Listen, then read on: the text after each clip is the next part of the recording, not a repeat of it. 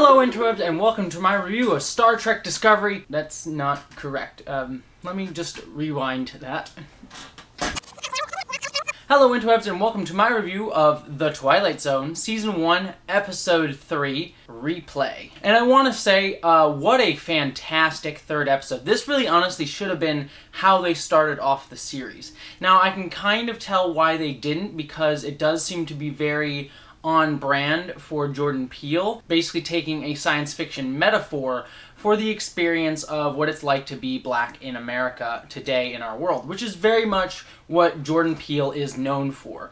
So I get the idea that they didn't want to start with this one just because it would have been too on the nose with what people were expecting, and so they wanted to try and take a different route. And also maybe start something with Kumail Nanjiani because he's sort of one of the bigger names. Though if they were kind of focusing on names, maybe I would have focused on Steve Yeun or Seth Rogen. But, you know, he's a big enough name that it would get people in to the series and kind of expect, you know, high-profile actors. Not saying that there weren't some high-profile actors in this one, to be fair. But that being said, what an episode this was. And like I just said, it is very on brand for Jordan Peele, but you can tell that this is where he has his really, really strong suit. I don't want to diminish his ability in any way by saying he can only talk about the situations of black Americans, but he is very adept at talking about the issues that minorities and specifically black people in our country face through a really interesting and unique science fiction lens, and using science fiction to really draw out this metaphor in an interesting way. Whereas I thought the last two episodes, while super interesting and definitely dealt with prescient issues, especially the second one in Civility, the remake of Nightmare at 20,000 Feet, that one ultimately felt a little bit more nebulously connected to its theme and only really tied it together for me in a very coherent way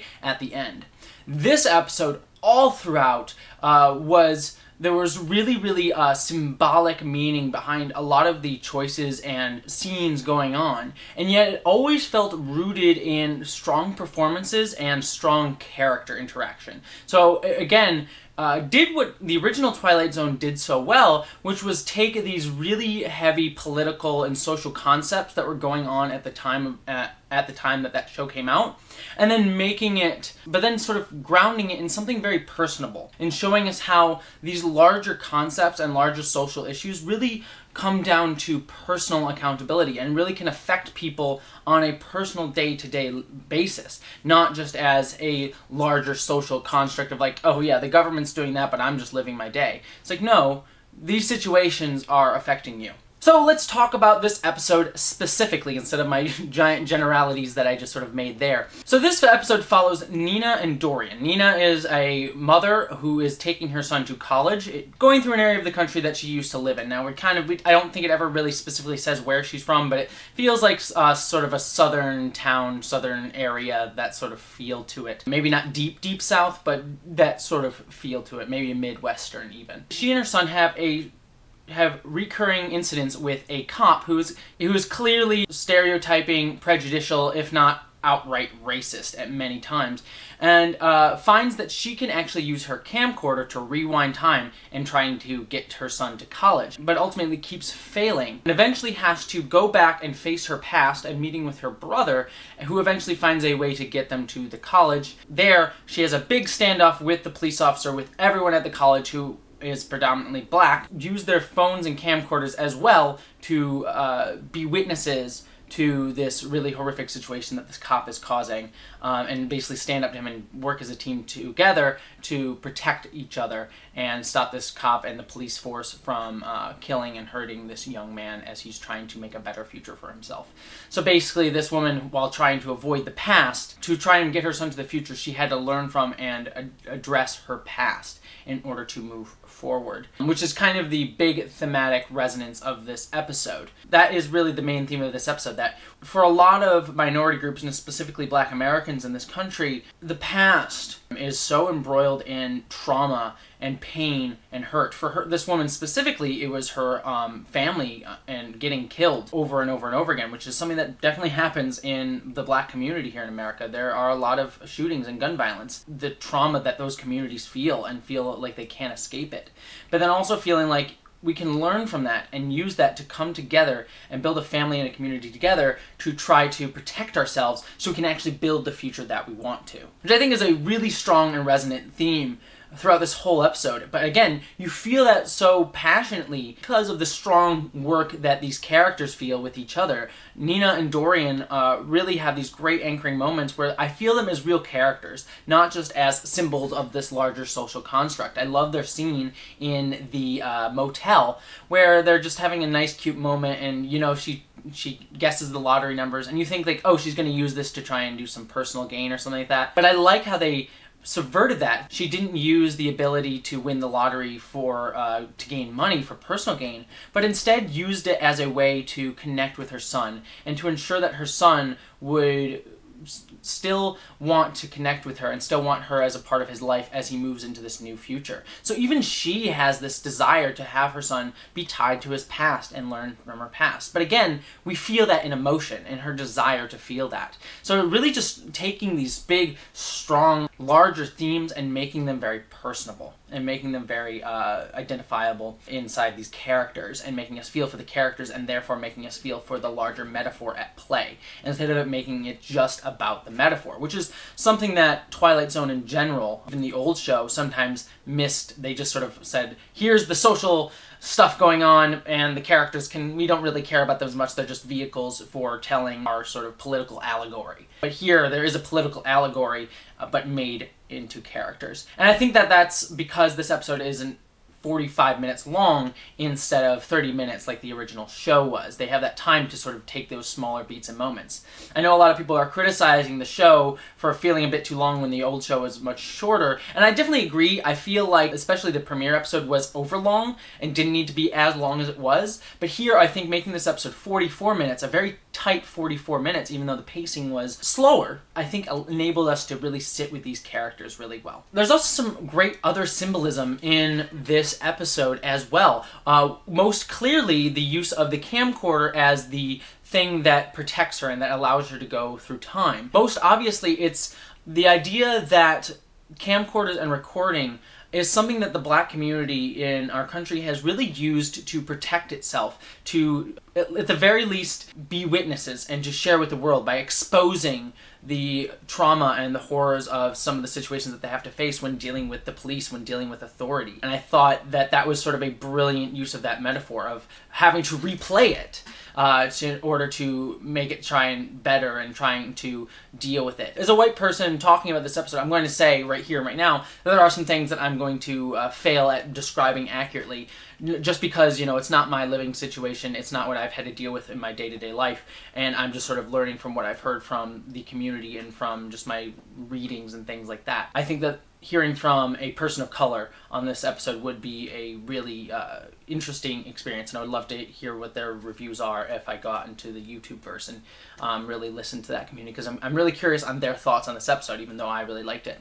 And I felt a few of these issues as a trans person living in America, but certainly not on the same scale as, you know, the Black community has felt, and certainly as an upper middle class white person in America, even though I am trans, certainly have not felt on the same level. So that's my little disclaimer, but I think is important to say about this episode.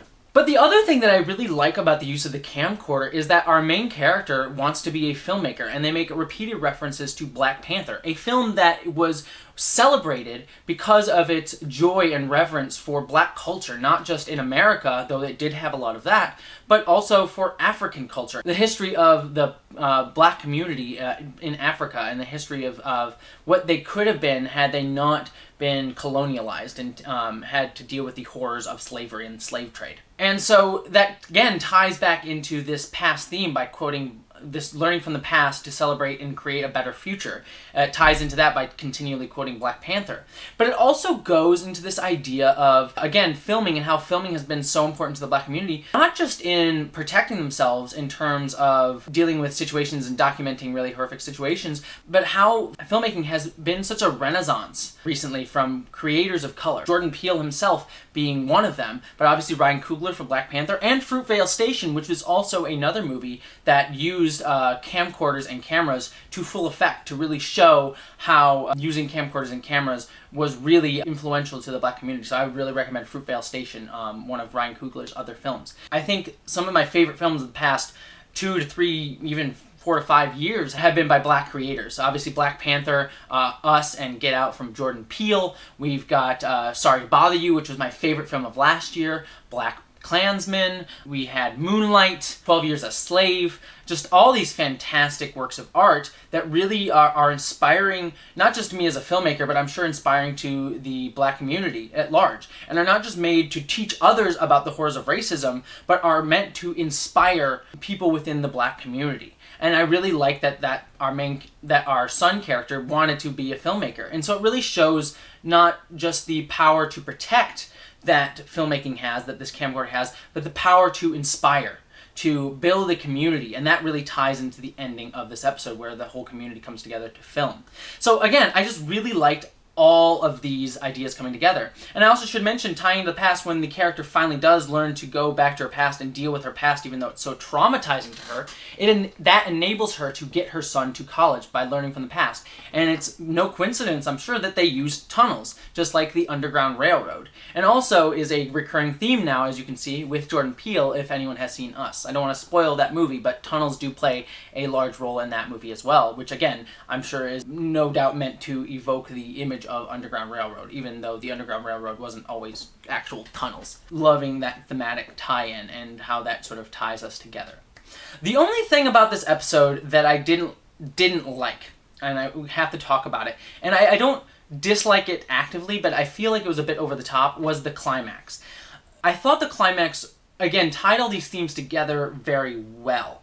And when you watch The Twilight Zone, there's obviously going to be a bit of suspension of disbelief. I mean, that's kind of goes without saying. That's the whole point of the show. But it felt like it escalated really quickly. I loved the impeding sense of dread that this cop gave through the whole episode, that no matter what they could do, he is always there. Just basically talking about how, like, racism and people of color in America, when they are trying to get out of their situation, they are constantly met with racism and prejudice and stereotyping and things like that. No matter where they go, it's just embodied by this one person, but it's really everywhere. It's pervasive no matter what they do. So I really liked that sort of feeling that this cop represented through the whole episode, that no matter what path they took, he was always there. But then when we got to this climax, there was all these cops. He just sort of shows up, and I think in this timeline he really had no experience with them. He just kind of opened a door for them, and then just sort of shows up at the college. And I get what they were going for, and again, I get that some sort of heightened suspense of disbelief is necessary with these Twilight Zone episodes. Again, it goes without saying, but it just felt really kind of forced to build this climax. That didn't really feel like it came out of the situation that was going on. Everything up until that point had. I felt it. I really felt it, even though the cops sort of being able to find them wherever they went. Again, suspension of disbelief, but again, knowing it's the Twilight Zone, we can kind of believe that to a degree, that he sort of represents these forces. And then also we could just buy that, he would be following them and have this sort of being like, I'm gonna, show these black Americans. But this situation just felt like it really escalated super quickly. And then all these cops, like, he pulls his gun, and then all these cops show up, and then it's this big dramatic moment. And I wish they had scaled it down to be even smaller. I think you could have done it without all those other cops showing up and just had him show up and pull the gun, and then everyone sort of watched, because I feel like that's enough dramatic tension for me to really feel the danger and fear in this situation. The stakes would have been a little less high, because, in the situation that they did show, a lot of more people could have been killed, but I think doing that sort of took me out of it, instead of making me really hone in on the mother's fear for her son. It really kind of felt a little bit force-fed. If I had any sort of critique, is I would have made the ending a tad smaller. I think you could have basically had the same effect if you just took out all those other cop cars showing up and just had it remain with the singular officer, and really made it stronger for it and not really distract from that moment to make it this very obvious grandstanding moment at the end there. We also have to talk about the coda on the end of this episode that I also really liked, that showed that she was able to build this future for her son, and that she kind of had to let go of this fear. You can't hold on to it for too long, but if you completely let go of it, you never know what's going to happen, and that her son could still pay the price no matter where he is, no matter how far he's made it, no matter what future you built. That underlying current of racism and fear is just buried so deep in America that it will follow you. Coda of this episode was very strong, and I liked it kind of ending on a generally hopeful but ambiguous note. I thought that that was a really strong choice that really fits in with the tone and feel of The Twilight Zone. That's my thoughts for this episode. I hope you guys enjoyed this review. What did you guys think? List your comments below. Just a few updates to give you. Remember, I will be reviewing the next episode of The Twilight Zone on Saturday, and then after that, since Star Trek Discovery will be ending, all my Twilight Zone reviews will then be on Thursday, the day that Twilight Zone comes out, until the end of the season. Next week, though, on Thursday, I will be reviewing Star Trek Discovery season finale, and that video will go up around 8 o'clock. At 9 o'clock, I'll be doing a live stream of my second rewatch of the Star Trek Discovery finale, so please join me for that. And I also have video essays or blogs that go up every single Friday. So if any of that sounds appealing to you, please consider giving a subscribe to my channel. And if you want to help out a little bit more, consider giving to my Patreon page. I hope all of you have a wonderful day and live long and prosper.